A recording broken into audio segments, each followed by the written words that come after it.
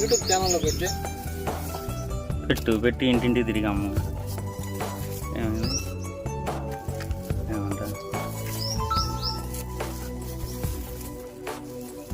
ఇంత రేటు కొంతమంది కొంటారు, కొంతమంది కొంటారు.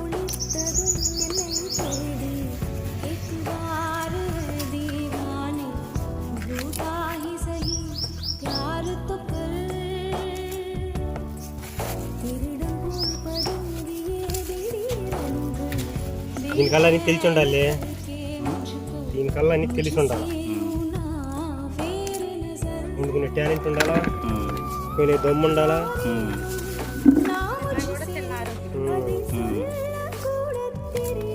ఇది తింటే మంచిది కదా.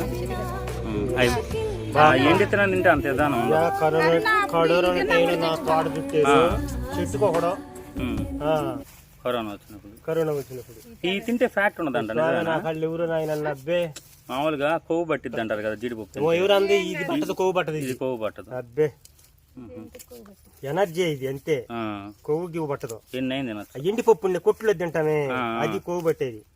ఇది ఎనర్జీ, కొవ్వులు గివ్వులు పట్టదు. కొమ్మ కొవ్వు పడితే దీని జోలికి వస్తారా. చాలా మంది రేట్ ఎక్కువ అని తినరు అంతే. అంతే.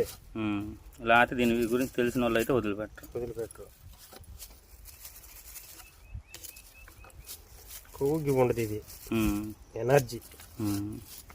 కరోనా వచ్చినప్పుడు ప్యాకెట్లు తెచ్చుకొని తిన్నారు కదా. ఇది ఎండెత్తనం కూడా కోసి ఇచ్చాను, లాస్ట్లో నానబెట్టావు వాళ్ళకు వచ్చిన వాళ్ళకి. మరేం చేస్తా, లేక ఇత్తనాలు లేక వచ్చేది అన్నాళ్ళు గట్టిగా 4 నెలలు ఉంటాయి అన్న. 3 నెలలు 3 నెలలే. తర్వాత ఇంక కావాలన్నా దొరకవు నీకు. అదేలే.